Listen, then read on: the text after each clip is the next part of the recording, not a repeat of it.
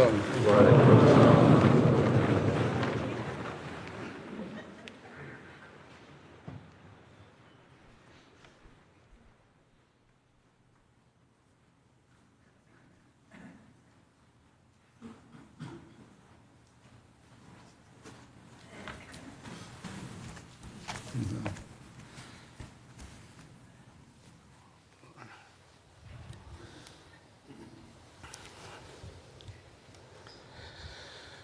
الله أكبر.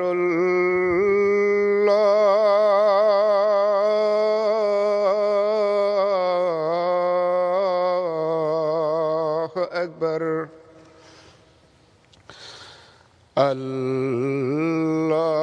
الله أكبر.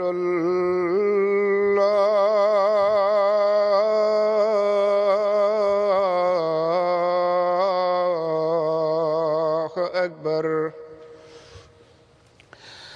أشهد أن لا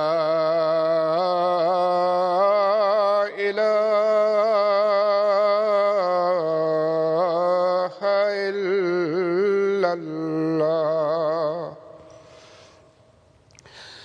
أشهد أن لا إله إلا الله. أشهد أن محمدًا رسول الله.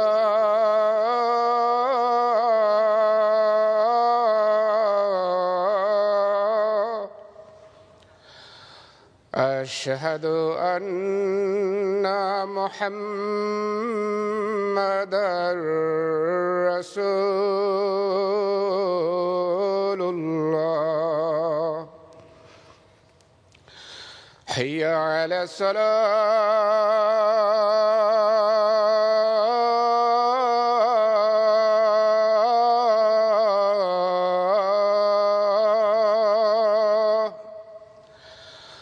حي على الصلاة.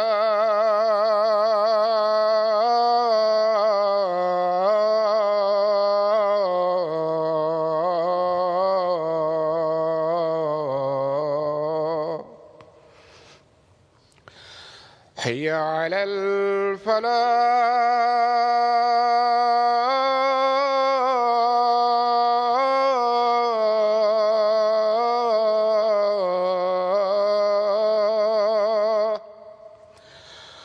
حي على الفلاح.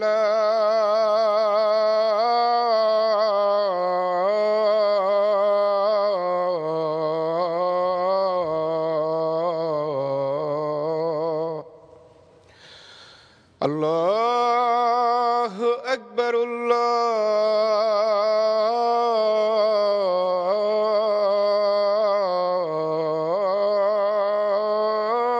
الله أكبر. لا إله إلا الله.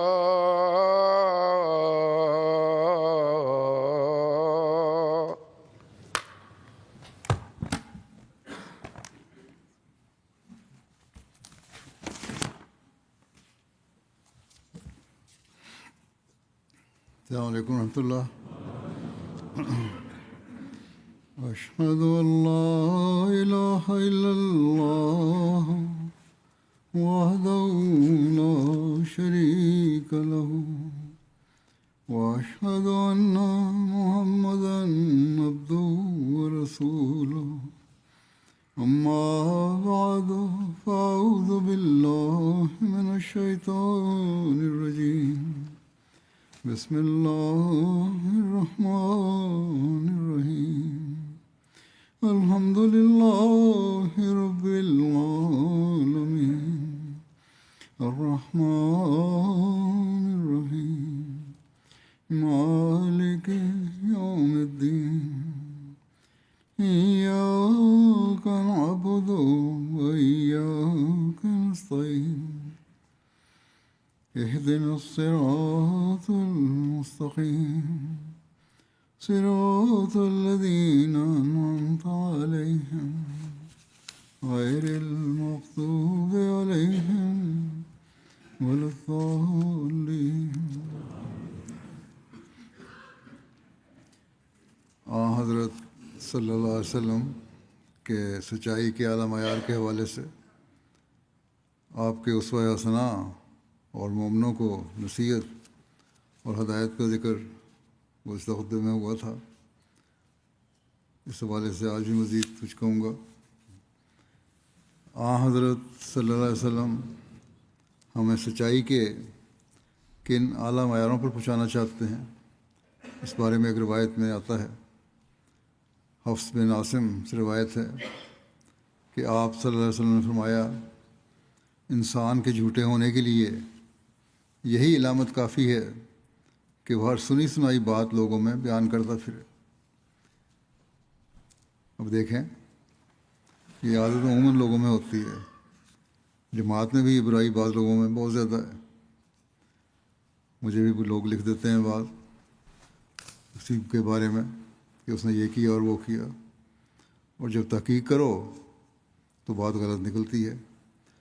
اور جب لکھنے والے سے پوچھا جائے کہ کس نے کہا تم نے یہ بات تو غلط ہے، تو کہہ دیتے ہیں کہ ہم نے سنا تھا، اور اس سننے پر ہی وہ دنیا میں شور مچا دیتے ہیں. ایسے لوگوں کو غور کرنا چاہیے کہ حضرت صلی اللہ علیہ وسلم نے ایسے لوگوں کو جھوٹا قرار دیا. پھر ایک روایت میں آتا ہے، حضرت عائشہ فرماتی ہیں کہ رسول اللہ صلی اللہ علیہ وسلم کے صحابہ کو جھوٹ سے بڑھ کر کوئی خصلت زیادہ ناپسند نہ تھی.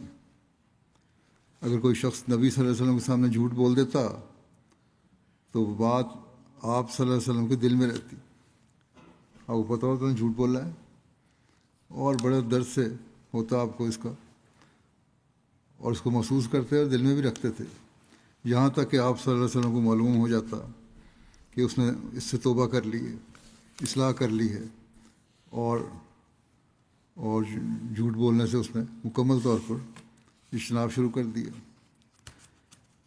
ایک روایت میں آتا ہے، حضرت اسماء سے روایت ہے کہ ایک عورت نبی صلی اللہ علیہ وسلم کے پاس آئی اور عرض کیا، میری ایک سوت ہے، کیا مجھ پر کوئی گناہ ہے، یعنی کہ دوسری بیوی ہے میرے خاوند کی، کہ میں اپنے خاوند کے مال سے خوب سیر ہونے کا اظہار کروں، کہ میں اس کے سامنے یہ اظہار کروں کہ مجھے تو خاوند بڑا دیتا ہے، یہ دیتا ہے، وہ دیتا ہے، جو اس نے مجھے نہیں دیا ہوتا صرف اس کو چڑھانا چاہتی ہیں، اس کو تنگ کرنا چاہتی ہیں. رسول اللہ صلی اللہ علیہ وسلم نے فرمایا، جو شخص اس چیز سے جو اس کو نہیں دی گئی سیر ہونے کا اظہار کرتا ہے، وہ ایسا ہے جیسے جھوٹ کے دو کپڑے پہننے والا، کیونکہ اس کا جذباتی تکلیف پہنچانے اور چڑھانے کے لیے اس نے بات کی تھی. بہرحال آپ نے فرمایا یہ بالکل غلط بات ہے. اس کی شرح میں لکھا ہے کہ کپڑے کا لفظ یہاں بطور مثال استعمال ہوا ہے. اس کے معنی یہ ہیں کہ وہ شخص جھوٹ اور فریب سے کام لینے والا ہے. اس نے جھوٹ کے دو کپڑے پہن رکھے ہیں، ایک کو اوڑھا ہوا ہے اور دوسرے کو تہہ بند بنایا ہوا ہے، یعنی نیچے باندھا ہوا ہے، یعنی سر سے پاؤں تک وہ جھوٹا ہے. بس بڑی باریکی سے آپ نے جھوٹ سے بچنے کی اپنے ماننے والوں کو تلقین فرمائی. ایک روایت میں آتا ہے، حضرت عبداللہ بن عمر سے روایت ہے، نبی صلی اللہ علیہ وسلم نے فرمایا، 4 خصلتیں جن میں ہوں وہ پورا منافق ہوتا ہے، اور جس میں ان خصلتوں میں سے ایک ہی خصلت ہو اس میں نفاق کی بھی ایک خصلت ہوگی جب تک وہ اسے نہ چھوڑ دے. اگر اس کے پاس امانت رکھی جائے تو وہ خیانت کرتا ہے، اور جب وہ بات کرتا ہے تو جھوٹ بولتا ہے، اور جب عہد کرتا ہے تو عہد شکنی کرتا ہے، اور جب جھگڑتا ہے تو گالی بکتا ہے. یہ ساری باتیں ایسی ہیں جو کسی نے اتنا براہ راست یا بالواسطہ جھوٹ کی طرف لے کے جانے والی باتیں ہیں، یا جھوٹ کا اظہار ہوتا ہے ان سے. بس یہ اخلاقی کمزوریاں نفاق کی علامت ہیں. اب اس کو سامنے رکھ کر ہمیں اپنا جائزہ لینا چاہیے.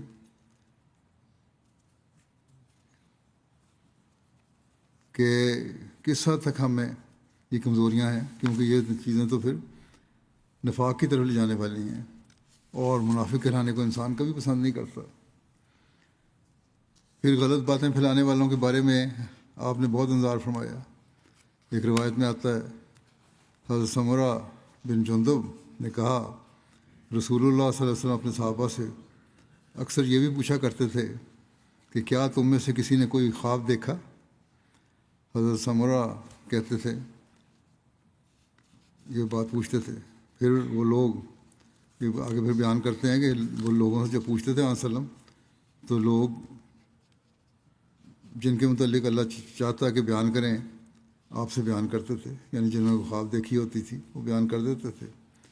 ایک دن صبح کے وقت آپ نے فرمایا، آج رات اپنے بارے میں آپ فرمایا کہ میں نے یہ دیکھا ہے نظارہ کہ دو آنے والے میرے پاس آئے، انہوں نے مجھے اٹھایا اور مجھ سے کہنے لگے چلو، میں ان کے ساتھ چل پڑا، اور ایک شخص کے پاس آئے جو اپنی گدی کے بل چت لیٹا ہوا تھا، اور ایک اور شخص ہے جو اس کے پاس لوہے کا کانٹا لیے کھڑا تھا، ایک اوکڑا سا تھا پلائر کی طرح کا، وہ لیے کھڑا تھا، اور وہ اس کے منہ کے ایک طرف جا کر اس کی باچھیں اس کی گدی تک چیٹ ڈالتا تھا، اور اس نتنا بھی گدی تک، اس کی آنکھ بھی گدی تک چیٹ ڈالتا تھا، یعنی سورج دہانہ چیٹ ڈالتا تھا ایک طرف سے۔ اس کے بعد وہاں سے ہٹ کر دوسرے رخسار کی طرف جاتا تھا، پہلے دائیں طرف کیا پھر بائیں طرف، وہی کرتا جو اس نے اس کے منہ کے پہلے رخسار سے کیا تھا۔ اس طرح سے ابھی فارغ نہ ہوتا کہ وہ پہلی طرف ویسی ہی اچھی بھلی ہو جاتی جس کو پہلے اس نے چیرا تھا، جیسے پہلی تھی، پھر اس کے پاس آتا اور ویسے ہی کرتا، پھر دوبارہ اس کو چیرتا اسی طرح، کیونکہ وہ پہلی طرح ٹھیک ہو گئی ہے۔ فرماتے تھے میں نے کہا سبحان اللہ، آپ نے فرمایا سبحان اللہ، یہ کون لوگ ہیں؟ تو ان دونوں نے مجھ سے کہا سنو، ہم تمہیں اصل حقیقت بتلاتے ہیں۔ وہ شخص جس کے پاس تم آئے تھے، جس کی باچھ اس کی گدی تک اور اس کا نتنا بھی گدی تک اور اس کی آنکھ بھی گدی تک چیری جا رہی تھی، تو وہ شخص ہے جو اپنے گھر سے صبح نکلتا ہے اور ایک جھوٹی بات بناتا ہے جو چاروں طرف پہنچ جاتی ہے، افواہیں پھیلانے والا اور لوگوں کے متعلق غلط باتیں کرنے والا۔ بعض لوگ بعض باتیں صرف اپنے زبان کی مزے کے لیے کرتے ہیں یا لطف اٹھانے کے لیے، اور بعض دفعہ کسی کو معاشرے میں بدنام کرنے کے لیے بھی باتیں ہو رہی ہوتی ہیں، کسی بھی صورت میں نقصان پہنچانے کے لیے بات کر رہے ہوتے ہیں۔ بس ایسے لوگوں کو ہمیشہ یاد رکھنا چاہیے کہ یہ قابل مواخذہ ہے، اللہ تعالیٰ اس کی پکڑ کرتا ہے، اس کو سزا دیتا ہے، بس بہت خوف کا مقام ہے اور بہت استغفار کی ضرورت ہے۔ ایک روایت ہے، عبداللہ بن حارث سے روایت ہے، انہوں نے یہ روایت حضرت حکیم بن حزام تک پہنچائی۔ انہوں نے کہا رسول اللہ صلی اللہ علیہ وسلم نے فرمایا بیچنے والا اور خریدنے والا دونوں بیع فسخ کر دینے کا اختیار رکھتے ہیں، یعنی جو بھی سودا کیا ہے اس کو ختم کرنے کا اختیار رکھتے ہیں جب تک کہ وہ جدا ہو جائیں۔ جب کٹھے ہیں اس وقت تک ہو سکتا ہے، لیکن جب علیحدہ ہو گئے اس وقت نہیں، یا فرمایا اس وقت تک کہ وہ جدا ہو جائیں۔ اگر ان دونوں نے سچائی سے کام لیا اور صاف صاف بات کی تو دونوں کی خرید و فروخت میں ان دونوں کے لیے برکت دی جائے گی، اور اگر ان دونوں نے چھپایا اور جھوٹ بولا تو ان کی خرید و فروخت کی برکت مٹ جائے گی۔ بہت سے کاروباری جھگڑے جھوٹ پر مبنی باتوں کی وجہ سے ہوتے ہیں، اور اللہ تعالیٰ پھر ایسے لوگوں کی باتوں اور کاروباروں میں برکت نہیں ڈالتا۔ دنیا میں تو جو نقصان انہوں نے اٹھانا ہوتا ہے اٹھاتے ہیں، اللہ تعالیٰ کے ہاں بھی گناہ گار ٹھہرتے ہیں اور سزا پاتے ہیں۔ پھر حضرت ابن عمر سے روایت ہے، نبی صلی اللہ علیہ وسلم نے فرمایا جب کوئی بندہ جھوٹ بولتا ہے فرشتہ اس سے 1 میل دور ہو جاتا ہے اس کی بدبو کی وجہ سے جس کا اس نے ارتکاب کیا ہے۔ ایک روایت میں آتا ہے، حضرت ہریرہ سے روایت ہے کہ رسول اللہ صلی اللہ علیہ وسلم اناج کے ایک ڈھیر کے پاس سے گزرے، آپ نے اپنا ہاتھ اس کے اندر ڈالا تو آپ کی انگلیوں کو نمی لگی، گیلا گیلا لگا احساس ہوا۔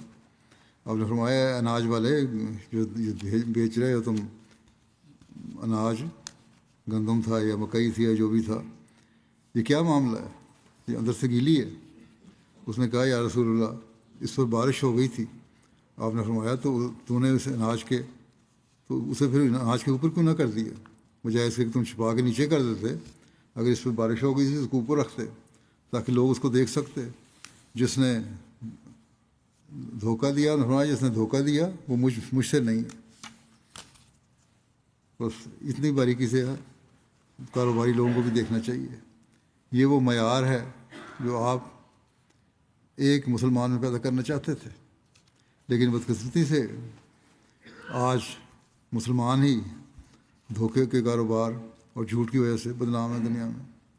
بس آج ہم جو حضرت مسیح علیہ السلام کو مان کر حضرت صلی اللہ علیہ وسلم پر حقیقی ایمان لانے کا اعلان کرتے ہیں، تو ہمارے ہر قول اور فعل میں سچائی کا اعلیٰ معیار ہونا چاہیے، ورنہ حضرت صلی اللہ علیہ وسلم نے فرمایا اگر یہ نہیں تو تم مجھ میں سے نہیں ہو، تو میرا کوئی تعلق نہیں تمہارے سے۔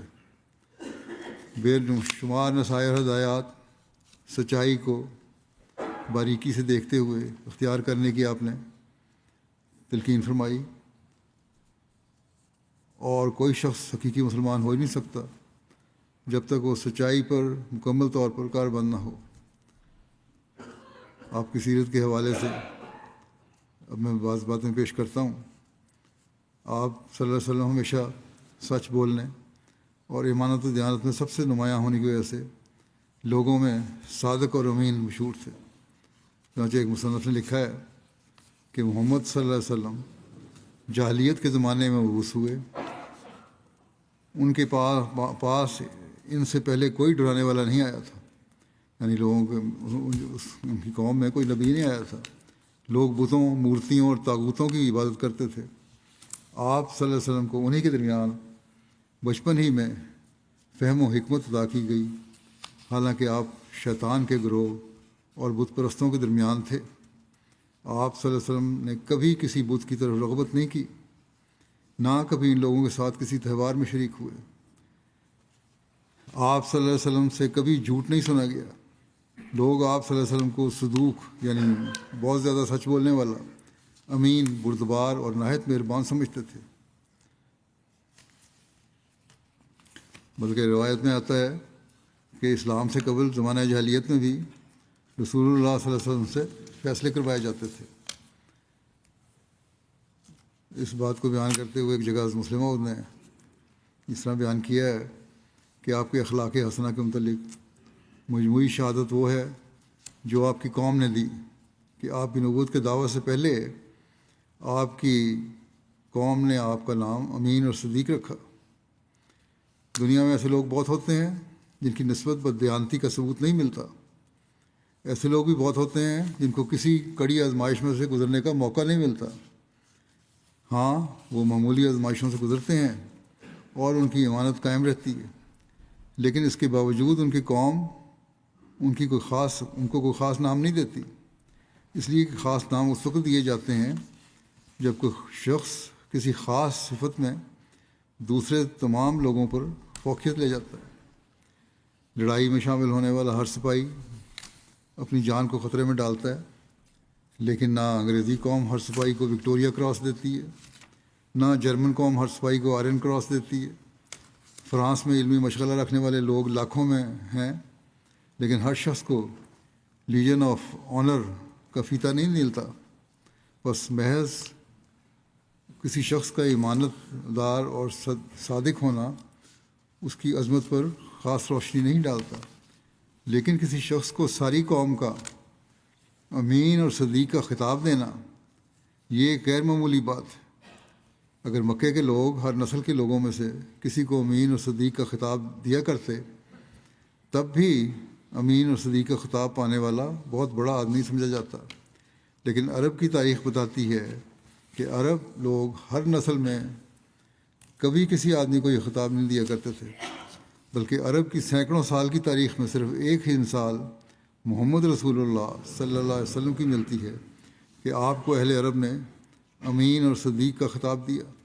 بس عرب کی سینکڑوں سال کی تاریخ میں قوم کا ایک ہی شخص ایک ایک ہی شخص کو امین اور صدیق کا خطاب دینا بتاتا ہے کہ اس کی ایمانت اور اس کا صدق دونوں اعلیٰ درجے کے تھے، کہ ان کی مثال عربوں کے علم میں کسی اور شخص میں نہیں پائی جاتی تھی۔ عرب اپنی باریک بینی کی وجہ سے دنیا میں ممتاز تھے، بس جس چیز کو وہ نادر قرار دیں وہ یقیناً نادر دنیا میں نادر ہی سمجھی جانے کے قابل ہے۔ حضرت مسیح علیہ السلام فرماتے ہیں، آج دنیا کی حالت بہت نازک ہو گئی ہے، جس پہلو اور رنگ سے دیکھو جھوٹے گواہ بنائے جاتے ہیں، جھوٹے مقدمہ کرنا تو بات ہی کچھ نہیں، جھوٹے اسناد بنا لیے جاتے ہیں، کاغذ بھی جھوٹے بنا لیے جاتے ہیں۔ کوئی امر بیان کریں گے تو سچ کا پہلو بچا کر بولیں گے، جسے فائدہ ہوتا ہو اگر تو پھر سچ کو چھوڑ دیں گے اور جھوٹی باتیں ہوں گی۔ اب کوئی ان لوگوں سے جو اس سلسلے کی ضرورت نہیں سمجھتے پوچھے کہ کیا یہی وہ دین تھا؟ یعنی آپ سمجھا رہے ہیں کہ جماعت میں نے شروع کی ہے تو سچائی پہ قائم رہنے کے لیے شروع کی ہے۔ فرمایا کہ کوئی ان سے پوچھے کیا یہی وہ دین تھا جو وہاں حضرت صلی اللہ علیہ وسلم لے کر آئے تھے؟ اللہ تعالیٰ نے تو جھوٹ کو نجاست کہا تھا کہ اس سے پرہیز کرو۔ اجتنبوا الرجس من الاوثان واجتنبوا قول الزور، بت پرستی کے ساتھ اس جھوٹ کو ملایا ہے، جیسے احمق انسان اللہ تعالیٰ کو چھوڑ کر پتھر کی طرف جھکتا ہے۔ مطلب یہی ہے کہ ناپاکی سے تم نے اجتناب اس لیے کرو، جس طرح یہ بہت بڑی برائی ہے، کیونکہ اسی طرح ہے، یہ جھوٹ بولنا بھی اسی طرح ہے جس طرح تم ناپاکی میں پڑ گئے ہو، غلط کام میں پڑ گئے ہو۔ بس فرمایا کہ بت پرستی بھی غلط کام ہے، گندا کام ہے۔ فرمایا کہ بت پرستی کے ساتھ اس جھوٹ کو ملایا ہے، جیسا احمق انسان اللہ تعالیٰ کو چھوڑ کر پتھر کی طرف جھکتا ہے، ویسے ہی صدق و راستی کو چھوڑ کر اپنے مطلب کے لیے جھوٹ کو بت بناتا ہے۔ یہی وجہ ہے کہ اللہ تعالیٰ نے اس کو بت پرستی کے ساتھ ملایا ہے۔ بت پرستی کو سے اجتناب کرو، کیونکہ یہ بہت بڑا گناہ ہے، اور جھوٹ بولنا بھی اس کے برابر ہے۔ فرمایا اور اس سے نسبت دی جیسے ایک بت پرست بت سے نجات چاہتا ہے، جھوٹ بولنے والا بھی اپنی طرف سے بت بناتا ہے اور سمجھتا ہے کہ اس بت کے ذریعے نجات ہو جاوے گی۔ کیسی خرابی آ کر پڑی ہے۔ اگر کہا جاوے کہ کیوں بت پرست ہوتے ہیں تو نجاست کو چھوڑ دو، تو کہتے ہیں کہ کیوں کر چھوڑ دیں، اس کے بغیر گزارا نہیں ہو سکتا۔ یہ گند اور نجاست جو ہے بت کی، اس کو چھوڑ دو، وہ کہا جائے تو چھوڑتے کیوں نہیں، تو کہتے ہیں اس کے بغیر گزارا نہیں ہوتا، جھوٹ بولنا پڑتا ہے ہمیں اپنے فائدے اٹھانے کے لیے۔ آپ نے فرمایا کہ اس سے بڑھ کر اور کیا بدقسمتی ہوگی کہ جھوٹ پر اپنی زندگی کا مدار سمجھتے ہیں، مگر میں تمہیں یقین دلاتا ہوں کہ آخر سچ ہی کامیاب ہوتا ہے، بھلائی اور فتح اسی کی ہے۔ اور اسی بیان کرتے ہوئے مسلم نے ایک جگہ لکھا ہے کہ رسول کریم صلی اللہ علیہ وسلم اپنی بیوی کو اطلاع دیتے ہیں کہ مجھ پر یوں وحی ہوئی ہے، تو بیوی یہ نہیں کہتی کہ یہ کیا پکھنڈ بنانے لگے ہو، بلکہ وہ کہتی ہے کہ آپ گھبرائیں نہیں، آپ نے جو کچھ دیکھا ٹھیک دیکھا، اللہ تعالیٰ آپ کو ضائع نہیں کر سکتا، کیونکہ آپ صلہ رحمی کرتے ہیں، نادار کا بوجھ اٹھاتے ہیں، گمشدہ نیکیوں کو قائم کرتے ہیں، مہمانوں کی مہمان نوازی کرتے ہیں اور حق کی مدد کرتے ہیں، سچائی اور حق کی مدد کرتے ہیں۔ پھر بیوی آپ کو اپنے بھائی ورقہ بن نوفل کے پاس لے جاتی ہیں، جو اسرائیلی علوم کے عالم تھے، تو وہ سنتے ہی فرماتے ہیں کہ یہ ویسی وہی ہے جیسی موسیٰ پر نازل ہوئی تھی، اور ویسے ہی احکام اور فرامین اس وحی میں پائے جاتے ہیں جیسے موسیٰ کی وحی میں پائے جاتے تھے۔ پھر ہم نے لکھا کہ گواہیاں بتا رہے ہیں اس وقت، پہلے بھی ہے اس کا تو تھوڑا مختصر بیان کر چکا ہوں میں ایک دفعہ گزشتہ خطبے میں۔ پھر اگلی گواہی آپ دیتے ہیں، ایک تو اس کی یہ ورقہ بن نوفل کی تھی، پھر کہتے ہیں گھر میں ایک چچیرا بھائی تھا جو جوانی کی عمر کو پہنچنے والا ہے اور نوجوانوں میں تبلیغ کا اچھا ذریعہ بن سکتا ہے۔ جب وہ اپنے بھائی اور بھاوج کو یعنی آن رسول صلی اللہ علیہ وسلم اور خدیجہ کو نہایت سنجیدگی سے ایک اہم تغیر کی نسبت باتیں کرتے ہوئے سنتا ہے تو بڑی متانت سے آگے بڑھ کر کہتا ہے کہ میں بھی یقین رکھتا ہوں کہ آپ سچے ہیں اور ضرور خدا تعالیٰ نے آپ سے باتیں کی ہیں اور آپ کو دنیا کی اصلاح کے لیے مأمور کیا ہے۔ پھر ایک آزاد کردہ غلام کی گواہی دیتے ہیں جو آپ کے اخلاق کا شکار ہو کر ماں باپ کو چھوڑ کر آپ کے دروازے پر بیٹھ گیا تھا۔ جب ان آہستہ آہستہ ہونے والی باتوں کو سنتا ہے اور اپنے آقا کے چہرے پر فکر و اندیشے کے آثار دیکھتا ہے تو آگے بڑھ کر اپنے آقا کے دامن کو تھام لیتا ہے اور کہتا ہے، اے میرے آقا، وہی ہوگا جو آپ نے دیکھا ہے، جو آپ نے کہا سچ ہے، اور جو دیکھا وہ سچ ہے۔ آپ جیسے انسان سے قدرت دھوکے بازی نہیں کر سکتی، آپ تو مکمل طور پر سرتابہ سچ، حق اور سچ ہیں، آپ سے قدرت کس طرح دھوکہ کر سکتی ہے۔ اب وہ وقت آ گیا ہے کہ آپ کے ہاتھوں دنیا کی اصلاح ہو، مجھے بھی اپنے ساتھ رہنے اور خدمت کرنے کی اجازت دیجیے۔ ایک ہی گہرا دوست ہے جو گویا پھر ایک اور گواہی ہے گہرے دوست کی، گویا ایک ہی صدف میں پلنے والا دوسرا موتی تھا۔ جب سنتا ہے کہ اس کے دوست نے بے پر کی اڑانی شروع کر دی ہے اور شاید اس کے دماغ میں خلل آ گیا ہے، لوگ کہتے ہیں، تو بھاگا ہوا جاتا ہے اور دروازہ کھلوا کر پوچھتا ہے کہ کیا جو کچھ سنتا ہوں سچ ہے؟ جب آپ اس کے سامنے تشریح کرنے لگتے ہیں تو کہتا ہے، خدا کی قسم دلیلیں نہ دیجیے، صرف یہ بتائیے کہ کیا باتیں سچ ہیں۔ اور آپ کی تصدیق کرنے پر کہتا ہے کہ میرے سچے دوست، میں آپ کی رسالت پر ایمان لاتا ہوں۔ آپ تو غضب ہی کرنے لگے تھے کہ دلیلیں دے کر میرے ایمان کو مشتبہ کرنے لگے تھے۔ آپ کی سچائی میں نے اس قدر دیکھ لی ہے کہ دلیلوں کی ضرورت ہی نہیں ہے۔ پھر اس نے کہا، یعنی حضرت ابوبکر نے، کہ میرے دوست، جس نے تیرے چہرے کو دیکھا ہو وہ کب تیری بات میں شبہ کر سکتا ہے؟ اس میں کوئی شبہ نہیں کہ مخالفت ہونی چاہیے تھی، کیونکہ بقول ورقہ بن نوفل کے لم جاتے رجل قطو بے مثل ما جیتا وہی اللہ اودیا، یعنی جو شخص بھی ایسا پیغام لایا لوگوں کی مخالفت سے نہیں بچا۔ مگر خدا تعالیٰ کی تدبیر دیکھو کہ اس مخالفت کا طوفان آنے سے پہلے اللہ تعالیٰ نے کس طرح آپ کے ساتھی پیدا کر دیے۔ ساکنین مکہ میں سے ایک ہی اسرائیلیات کا عالم ورقہ پہلے حملے میں ہی آپ کے آگے گھٹنے ٹیک گیا۔ رفیقہ حیات خدیجہ وہی سنتے ہی آپ کی بلائیں لینے لگیں۔ نو عمر بھائی علی، جو ہر وقت آپ کے عائلی اخلاق کو دیکھتا تھا، اپنی خدمات پیش کرنے لگا۔ وہ آزاد غلام زید، جس نے آپ کے لین دین اور غربات سے سلوک کا گہرا اور لمبا مطالعہ کیا تھا، آپ کی صداقت کی قسمیں کھانے لگا۔ بچپن کا دوست، مکے کا موسم، شرافت کا پتلا ابوبکر، صرف اتنا سن کر کے آپ نے وہی کا دعویٰ کیا ہے، اپنے گلے میں غلامی کا پٹکا ڈال کر دروازے پر آ بیٹھا۔ اس عقید و اخلاص کے بے نظیر مظاہرے نے آپ کے دل میں کس قدر خوشی نہ پیدا کر دی ہوگی، مگر مکے والوں کی ہاؤ ہو، ان کی تانا سن کر آپ کس طرح مسکرا دیتے ہوں گے اور کہتے ہوں گے کہ یہ تمہارا فتویٰ ہے جو مجھے نہیں جانتے، جو مجھے کہتے ہو کہ طاہر ہے، جادوگر ہے، فلاں ہے، فلاں ہے۔ اب ذرا اس فتوے کو بھی تو سنو جو مجھے جاننے والوں نے دیا ہے۔ کس طرح جانیں دے کر وہ میرے دائیں بائیں کھڑے ہوئے ہیں۔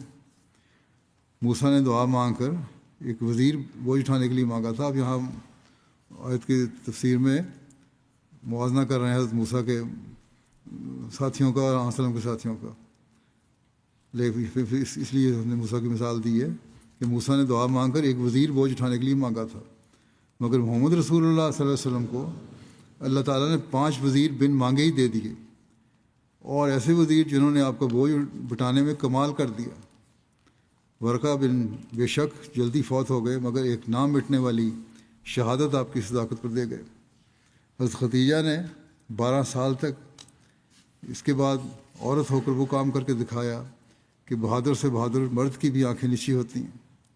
زید نے 20 سال تک اس کے بعد قربانی کا بے مثال نمونہ دکھایا اور آخر تلواروں کی دھاروں کے سامنے اپنا خون بہا کر ثابت کر دیا کہ محمد رسول اللہ صلی اللہ علیہ وسلم کے وزیر کیسے ہونے چاہئیں۔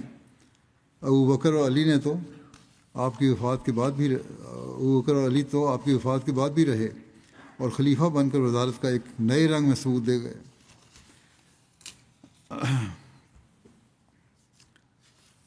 پھر آپ کو اسوہ بیان کرتے ایک جگہ فرماتے ہیں صادق اور راست باز کی صداقت کے دلائل میں سے ایک زبردست دلیل اس کا اپنا نفس ہے، جو پکار کر کہتا ہے، مخالفوں اور موافقوں کو مخاطب کر کے کہتا ہے، نا واقفوں اور واقفوں سے کہتا ہے، اجنبیوں اور رازداروں سے کہتا ہے کہ مجھے دیکھو اور مجھے جھوٹا کہنے سے پہلے سوچ لو کہ کیا تم مجھے جھوٹا کہہ سکتے ہو؟ کیا مجھے جھوٹا کہہ کر تمہارے ہاتھ سے وہ تمام ذرائع نہیں نکل جائیں گے جن کے ساتھ تم کسی چیز کی حقیقت معلوم کیا کرتے ہو؟ اور کیا مفتری قرار دے کر تم پر وہ سب دروازے بند نہیں ہو جائیں گے جن میں سے گزر کر تم شاید مقصود کو پایا کرتے ہو؟ دنیا کی ہر چیز تسلسل چاہتی ہے اور ہر شے مدارج رکھتی ہے، نہ نیکی درمیانی مدارج کو ترک کر کے اپنے کمال تک پہنچ سکتی ہے، اور نہ بدی درمیانی منازل کو چھوڑ کر اپنی انتہا کو پا سکتی ہے۔ پھر یہ کس طرح ممکن ہے کہ مغرب کی طرف دوڑنے والا اچانک اپنے آپ کو مشرق کے دور کنارے پر دیکھے؟ یہ نہیں ہو سکتا کہ دوڑ کسی طرف آئے اور پہنچ کسی طرف جائے، اور جنوب کی طرف جانے والا افق کے شمال میں اپنے آپ کو کھڑا پائے۔ فرمایا کہ میں نے اپنی سب زندگی تم میں گزاری، آپ صلی اللہ علیہ وسلم نے فرمایا لوگوں کو، میں چھوٹا تھا اور تمہارے ہاتھوں میں بڑا ہوا، میں جوان تھا اور تمہارے ہاتھوں میں ادھیڑ عمر ہوا، میری خلوت و جلوت کے واقع بھی تم میں موجود ہیں، میرا کوئی کام تم سے پوشیدہ نہیں اور کوئی قول تم سے مخفی نہیں۔ پھر کوئی تم میں سے ہے جو یہ کہہ سکے کہ میں نے کبھی جھوٹ بولا ہو؟ یہ اعلان فرما رہے ہیں آپ صلی اللہ علیہ وسلم، کوئی ہے جو یہ کہہ سکے کہ میں نے کبھی جھوٹ بولا ہے، یا ظلم کیا ہو، یا فریب کیا ہو، یا دھوکہ دیا ہو، یا کسی کا حق مارا ہو، یا اپنی بڑائی چاہی ہو، یا حکومت حاصل کرنے کی کوشش کی ہو؟ ہر میدان میں تم نے مجھے آزمایا اور ہر حالت میں تم نے مجھے پرکھا، مگر ہمیشہ میرے قدم کو زیادہ اعتدال پر دیکھا، ہمیشہ اعتدال پر چلتے دیکھا، اور ہر کھوٹ سے مجھے پاک پایا، حتیٰ کہ دوست اور دشمن سے میں نے امین اور صادق کا خطاب پایا۔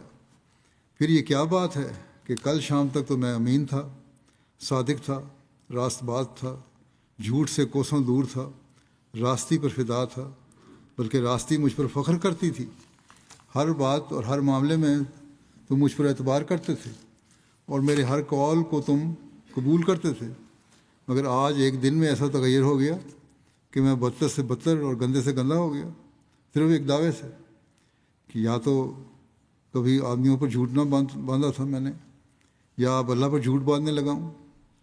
اس قدر تغیر اور اس قدر تبدیلی کی کیا قانون قدرت میں کہیں بھی مثال ملتی ہے؟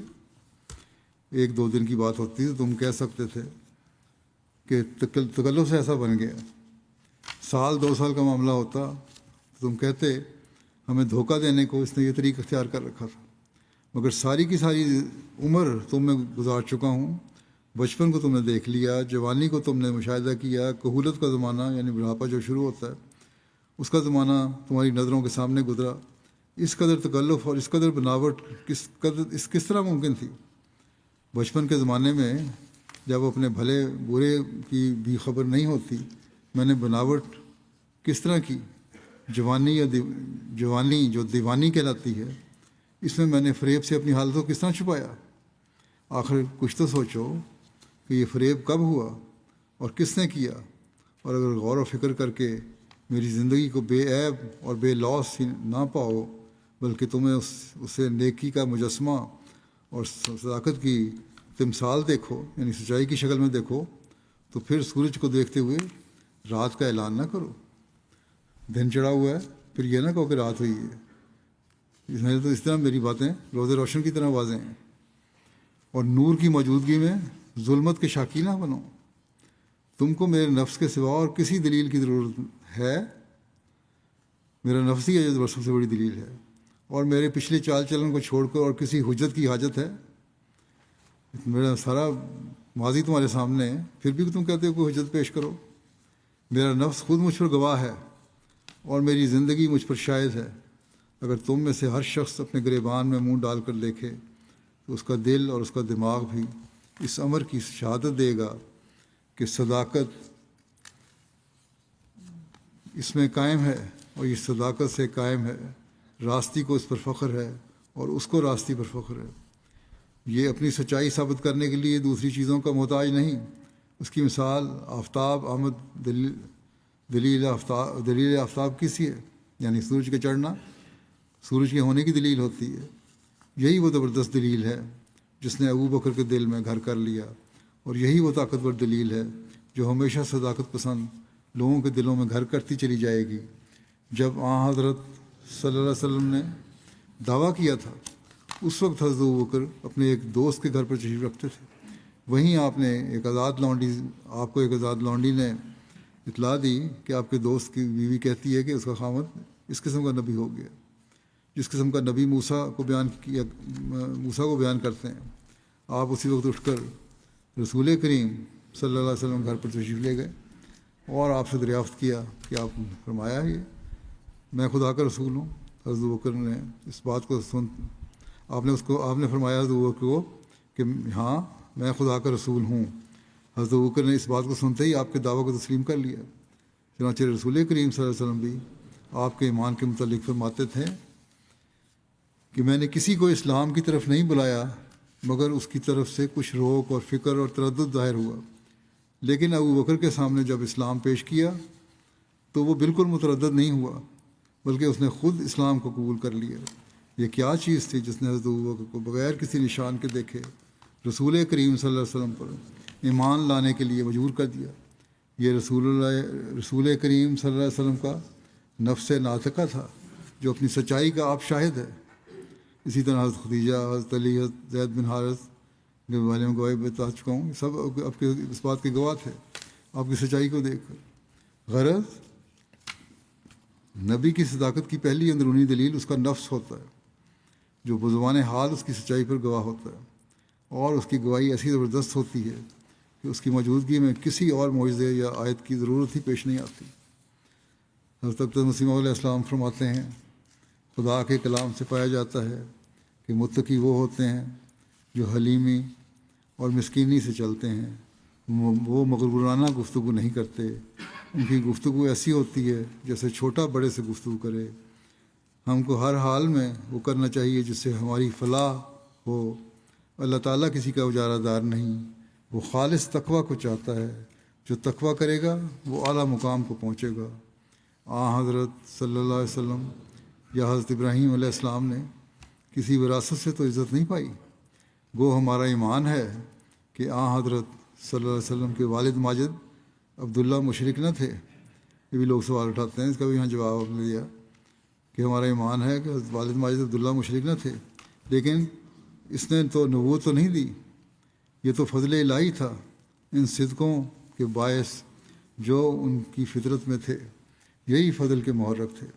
حضرت ابراہیم علیہ السلام جو ابو الانبیاء تھے، انہوں نے اپنے صدق و تقویٰ سے ہی بیٹے کو قربان کرنے میں دریغ نہ کیا، خود آگ میں ڈالے گئے۔ آگ میں بھی پڑے اسی بات پہ۔ فرماتے ہیں کہ ہمارے سید و مولا حضرت محمد رسول اللہ صلی اللہ علیہ وسلم کا ہی صدق و وفا دیکھیے۔ آپ نے ہر ایک قسم کی بد تحریک کا مقابلہ کیا، طرح طرح کے مصائب و تکالیف اٹھائے، لیکن پرواہ نہ کی۔ یہی صدق و وفا تھا جس کے باعث اللہ تعالیٰ نے فضل کیا۔ اسی لیے تو اللہ تعالیٰ نے فرمایا ان اللہ و ملائکتہ یصلون علی النبی یا ایھا الذین آمنوا صلوا علیہ وسلموا تسلیما۔ اللہ تعالیٰ اور اس کے تمام فرشتے رسول پر درود بھیجتے ہیں، اے ایمان والو تم درود بھیجو، درود و سلام بھیجو نبی پر۔ اس آیت سے ظاہر ہوتا ہے کہ رسول اکرم صلی اللہ علیہ وسلم کے اعمال ایسے تھے کہ اللہ تعالیٰ نے ان کی تعریف یا اوصاف کی تحدید کرنے کے لیے کوئی لفظ خاص نہ فرمایا، وہ محدود نہیں کیا کسی خاص لفظ میں۔ لفظ تو مل سکتے تھے لیکن خود استعمال نہیں کیے، یعنی آپ کے اعمال صالحہ کی تعریف تحدید سے بیرون تھی۔ اعمال صالحہ ایسے تھے ان کو ہم محدود کر ہی نہیں سکتے۔ اس قسم کی آیت کسی اور نبی کی شان میں استعمال نہ کی۔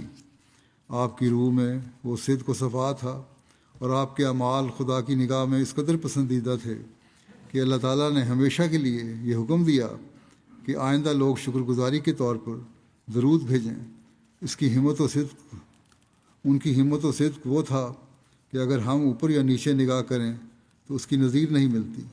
خود مسیح کے وقت کو دیکھ لیا جاوے کہ ان کی ہمت یا روحانی صداقت و صفا کا کہاں تک اثر ان کے پیراؤں پر ہوا۔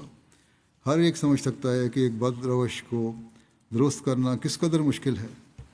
عادات راستہ کا گنوانا کیسا محالات سے ہے۔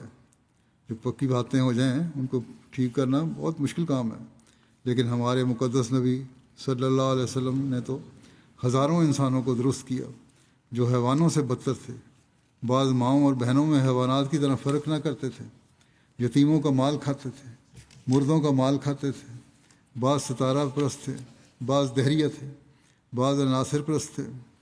جزیرہ عرب کیا تھا؟ ایک مجموعہ مذاہب اپنے اندر رکھتا تھا۔ اس سے بڑا فائدہ یہ ہوا کہ قرآن کریم ہر ایک قسم کی تعلیم اپنے اندر رکھتا ہے۔ ہر ایک غلط عقیدہ یا بری تعلیم جو دنیا میں ممکن ہے، اس کے استحصال کے لیے کافی تعلیم اس میں موجود ہے۔ یہ اللہ تعالیٰ کی عمیق حکمت و تصرف ہے جو حضرت صلی اللہ علیہ وسلم کو اللہ تعالیٰ نے بھیجا، اور ایسے زمانے میں بھیجا جب جاہلیت کا انتہا ہوئی تھی، اور پھر انسان بنایا ان جانوروں کو۔ اللہم صلی علی محمد وعلی آل محمد وبارک وسلم انک حمید مجید۔ اللہ تعالیٰ ہمیں بھی آپ کے اسوہ حسنہ پر چلتے ہوئے، قرآن کریم اور آپ کے احکامات پر عمل کرتے ہوئے سچائی کے معیاروں کو بلندتر کرنے کی توفیق عطا فرمائے۔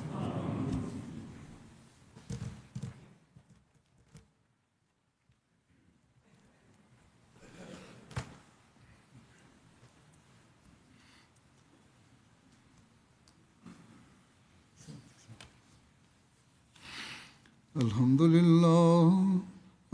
للہ نحمده ونستعینه ونستغفره ونؤمن به ونتوکل علیہ ونعوذ باللہ من شرور انفسنا ومن سیئات اعمالنا من يهده اللہ فلا مضل له ومن يضلل فلا هادي له ونشهد أن لا إله إلا الله ونشهد أن محمدا عبده ورسوله عباد الله رحمكم الله إن الله يأمر بالعدل والإحسان وإيتاء ذي القربى وينهى عن الفحشاء والمنكر والبغي